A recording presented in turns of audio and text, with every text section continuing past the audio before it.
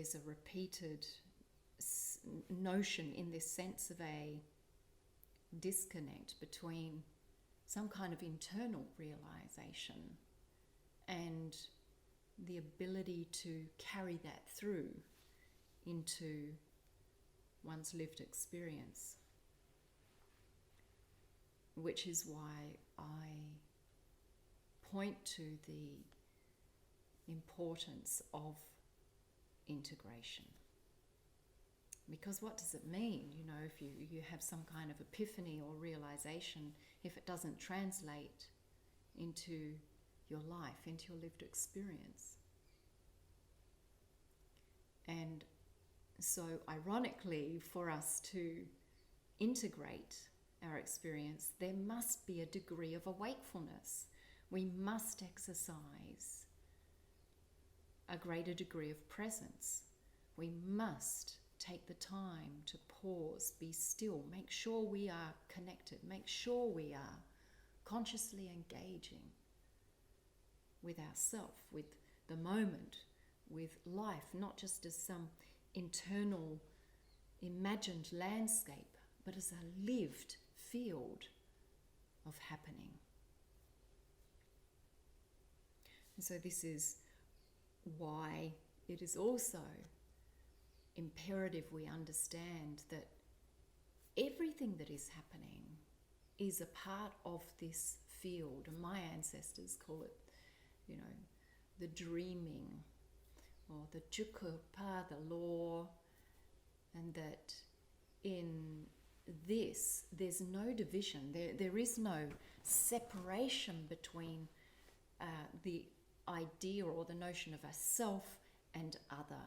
There's no division between this unique instrument that appears as an individual and the earth, the landscape, the country, the trees, the creatures, the rivers, the sky, the cosmos. There is no division between form and formlessness, between past and future.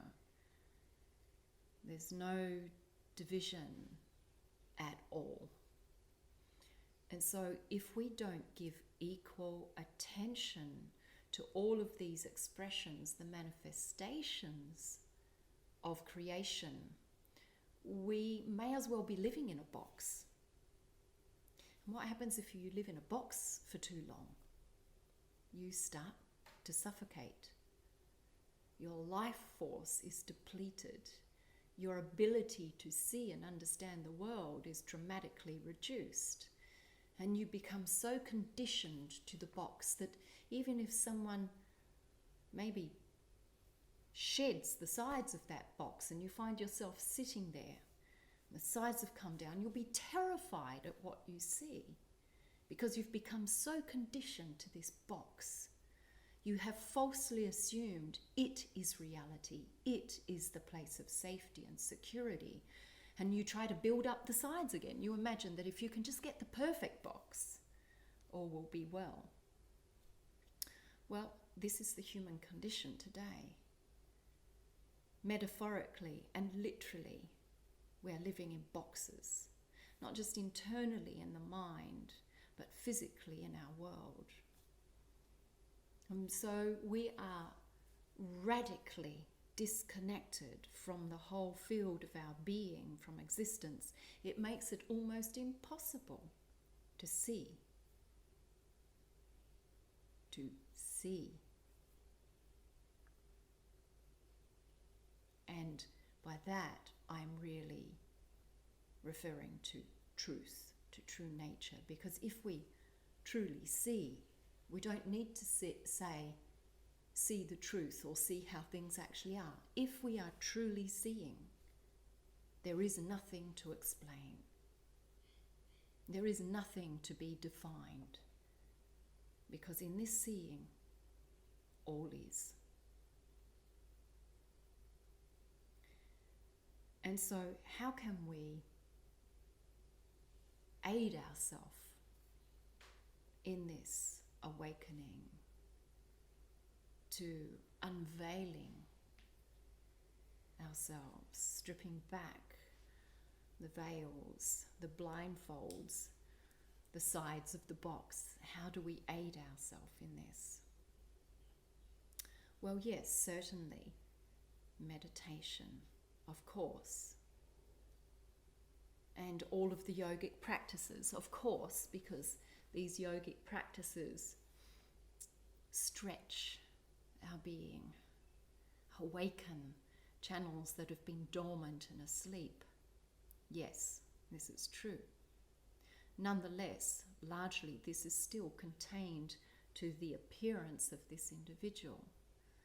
What is critical for true integration, for us to be the seeing, to be awakefully seeing, awakefully experiencing, and for all of those internal realizations to have any relevance or meaning, we must be engaging wholly and fully, panoramically, with existence. And that means step outside the box, reconnect with nature, realize you are a 360-degree happening in every moment.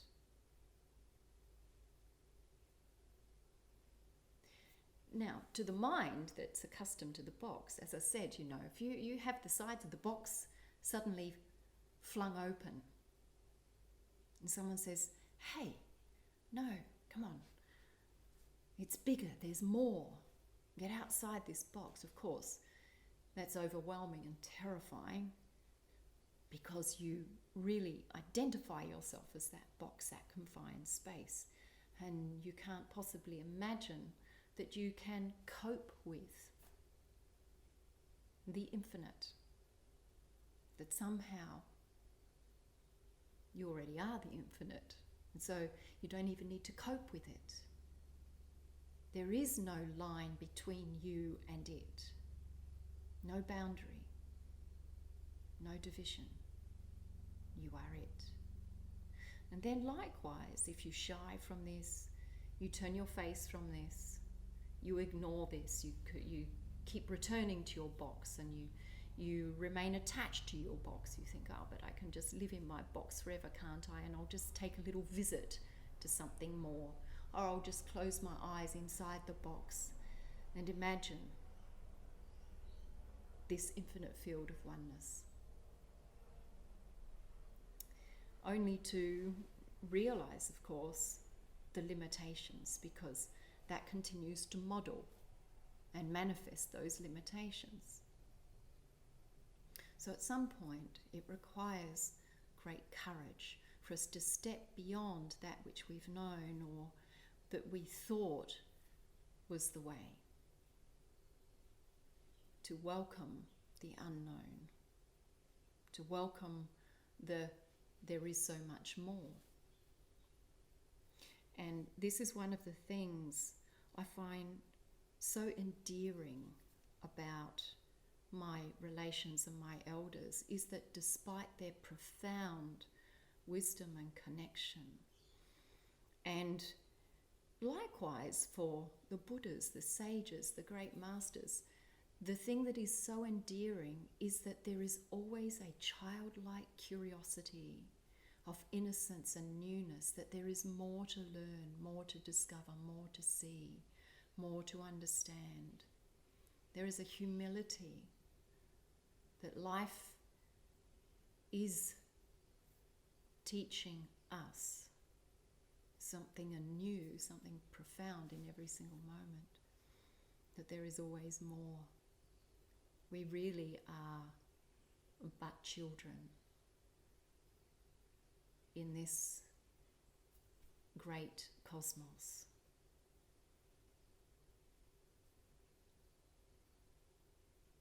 And so it is that if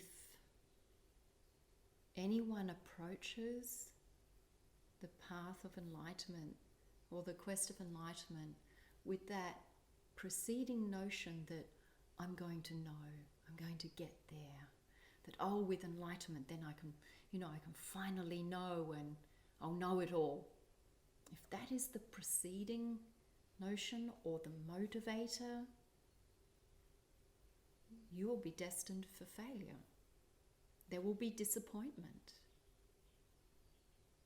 And herein lies the paradox, because the Buddhas and the sages and the masters and my elders, the ancestors, all embody this presence of such profound knowingness that nothing seems to escape the embrace of all-reaching awareness.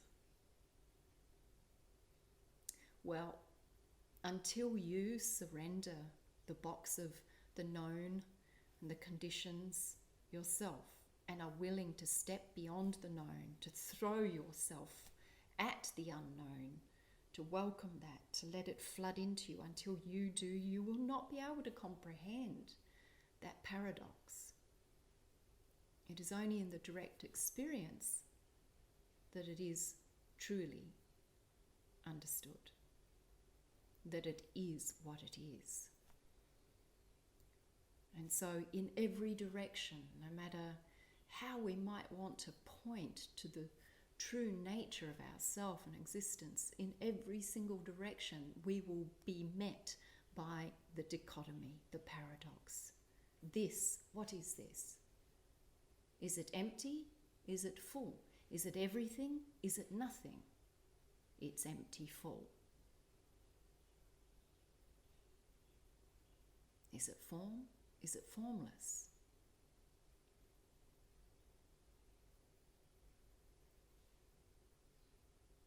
Rupa Shunyam. Eva Rupa Shunyam. Form is emptiness, emptiness is form. And over and over and over we meet this paradox. So there is no ground for success for this, the mind, the ego, the knower. I know, I want to know, I will get to know, if only I can be enlightened. There's no ground for success in that.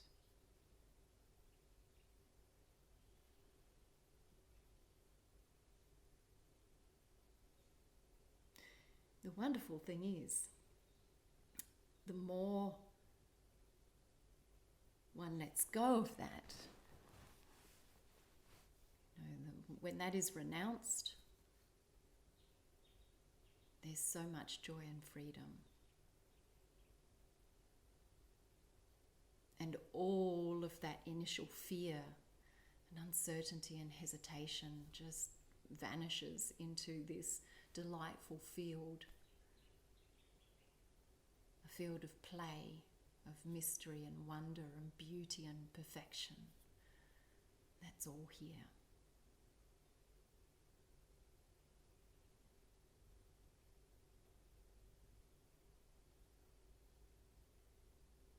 And it's just so incredibly strange to see the state of humanity, that this most wondrous field of play, this paradise, this planet has been defiled by that knower.